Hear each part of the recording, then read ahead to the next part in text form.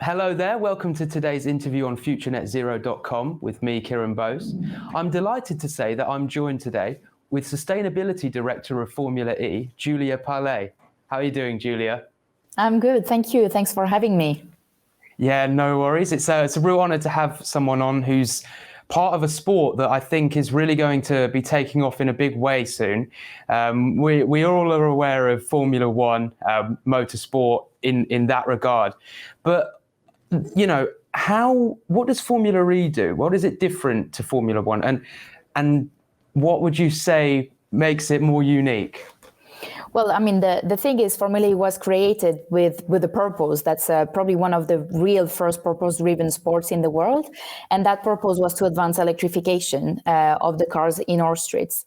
So, we actually used, the excuse, and that's a great excuse, of the sport and the championship to really push the technology of electric vehicles.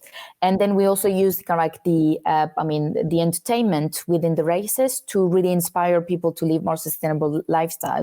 And this obviously kind of like in a very authentic way through the fact that we offer a very concrete solution for a kind of like a cleaner mobility through electric vehicles, but also our events are really designed, through sustainability kind of like lenses. So we actually offer a kind of like a show that is kind of like a day in a future that is sustainable, where people can see that kind of like sustainable lifestyles are not less, they are kind of like the coolest thing and kind of like really the most entertaining and attractive thing possible. So that's really kind of like how we are kind of like trying to to deliver kind of like the championship, really thrilling, exciting 100% electric car racing powered by renewable energy, 100%. And then on the other side, it's showing how kind of like sustainable futures are, yes, a necessity, but not something that feels like less, but actually more.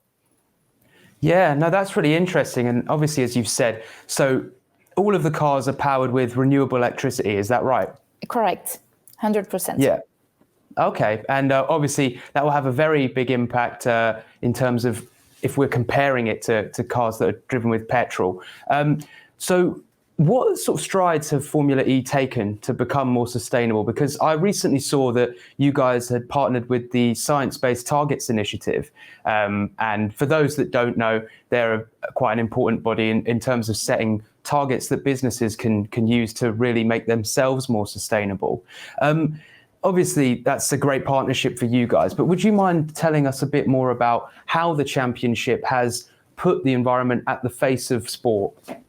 Yeah, absolutely. So we've always had sustainability at our core, and I say sustainability because kind of like there's obviously kind of like the environmental kind of like protection, but also the social inclusivity and ultimately the economic prosperity. So we have a real holistic approach to sustainability within the championship.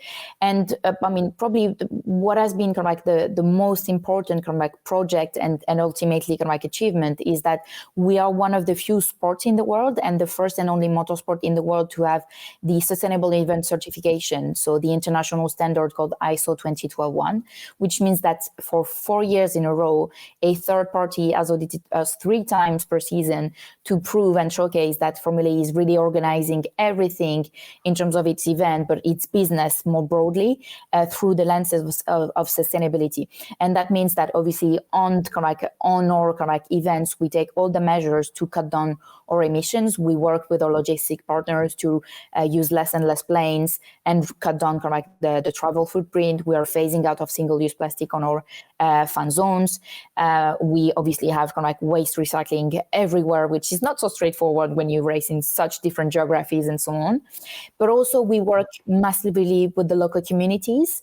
And for example, one of our latest achievements last year, being the first sport in the world to achieve net zero carbon since inception, it has actually come with a very strong social commitment because we decided to invest in carbon offsetting projects that were all about renewable energy. So obviously the direct match with electric vehicles, the direct benefits, but most importantly, they were giving back to the local communities that had supported us since the very beginning in our races and were generating local community benefits.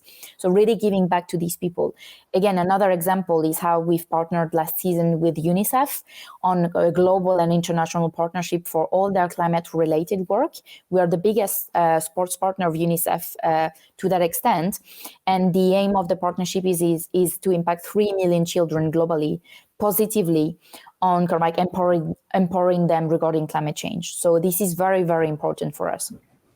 So I mean, that's really great to hear. Of course, the Formula E, it's a global sport, as you would hope any sport would be if it's going to be as popular as everyone wants it to be.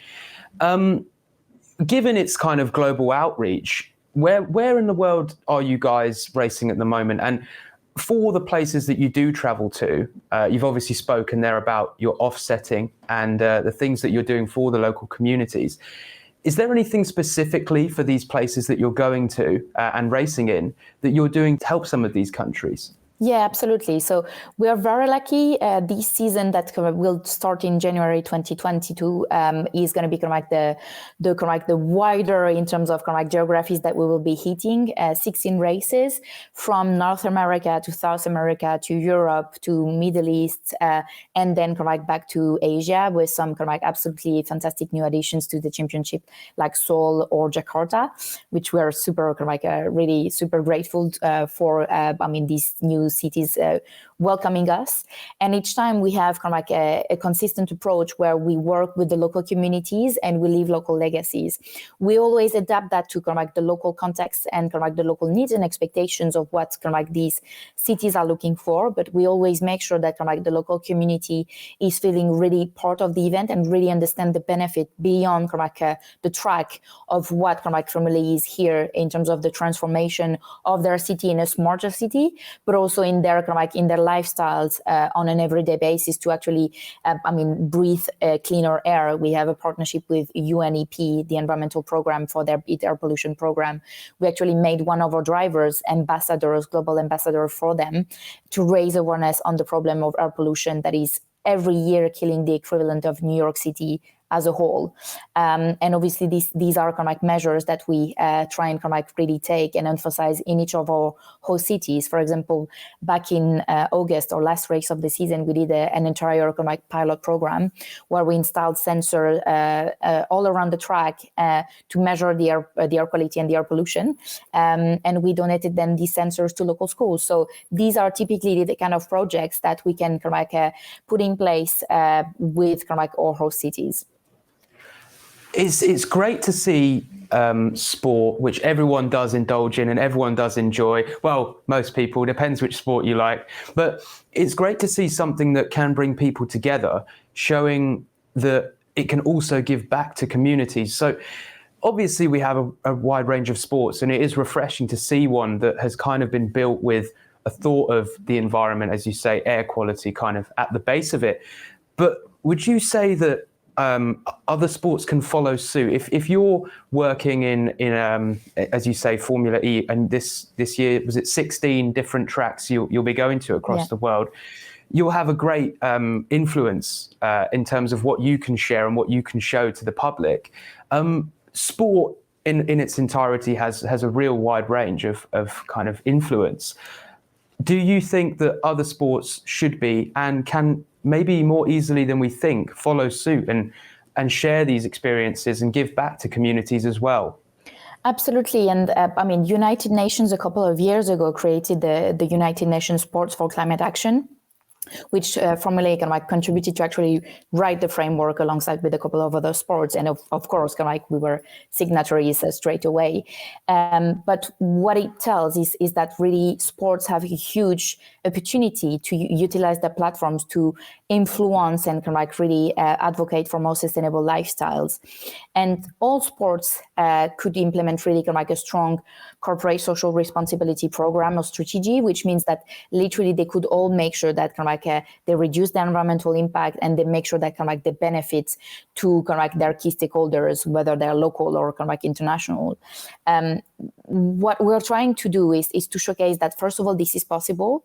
Second, that it makes a lot of business sense, because kind of like Formula E is not a non-profit. Like, we actually kind of like realize that kind of like one of the main reasons why our teams and our partners are coming to Formula E is that because they find our platform extremely interesting to showcase their own innovation, leadership, and action in their kind of like verticals, in their fields, to showcase that they're also kind of like really putting forward kind of like their innovation and their knowledge, their know-how, kind of like in really kind of like fighting climate change and trying to generate a positive impact.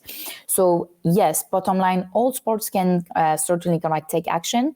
No one should be ashamed to make a start, and that's why, again, kind of like the beauty of the climate sport for climate action framework is here to give a start, but also to have some sort of kind of like conversations with sometimes more advanced sports properties, and what is very important is that we are all kind of like fighting against the same enemy. It's not kind of like sports competition against sports competition. It's sports all together against climate change, which is 9 years, 2030, 50% emission reduction. And that's a challenge, believe me. Yeah. No, I do believe that it would be a challenge, especially for the wide-ranging sports that we have. So, of course, we have governing bodies of sport. In the UK recently, the Premier League, which is a big sporting body here, obviously, for all English fans. Football has tried to make a change here in terms of its carbon footprint. We saw the first net zero football match not too long ago. However, as a sport, there's still a lot that can be done there. In terms of other things that include the fans, so traveling to events, for example, your races, is there anything that you're doing to help lower the footprint that everyone else is bringing by enjoying the sport? Because those involved are providing the thrill, but those that are coming to see it are obviously maybe not even aware of their carbon footprint when they're coming to games. Is there anything that you guys are doing to mitigate that? Absolutely. So it's basically all part of our kind of like net zero carbon kind of like achievement, which again kind of like we were thrilled to see kind of like Tottenham and Arsenal kind of like going net zero more or less a year after we had achieved kind of like our world first in kind of like in reaching that at championship level. So basically kind of like fan travel is very specific at Formula E because we race inner cities. It's one of the specificities of the championship. We don't race on existing tracks, or very rarely.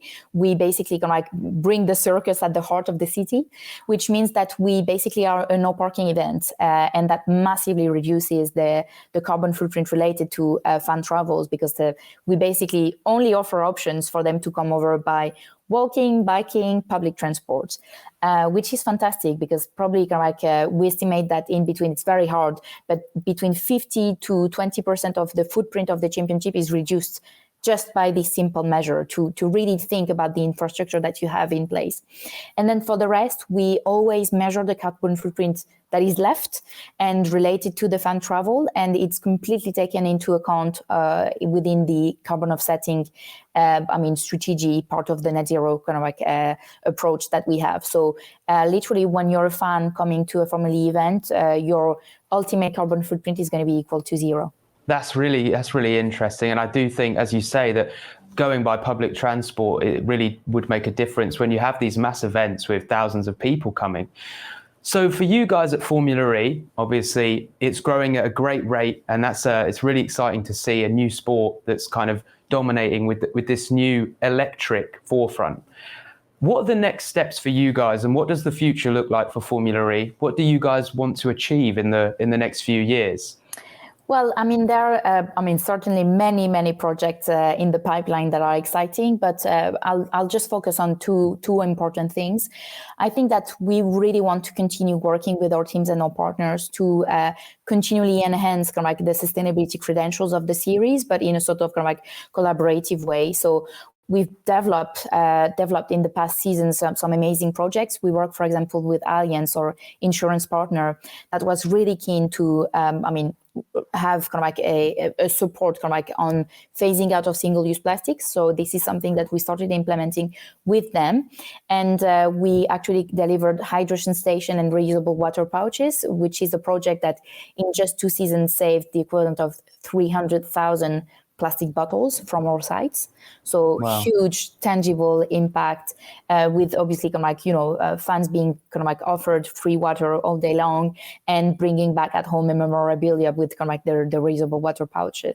This is the type of initiative we really want to develop, or more recently, the Heineken Greener Bar that we've been developing jointly with Heineken and also some other partners in the championship, where, it was a world first. Heineken delivered the first coolest and 100% circular thought bar where everything was recyclable, and so on. So this is very much something we want to focus on. And the other side is, social progress. So Formula is a platform to really advance diversity, equity, and inclusion.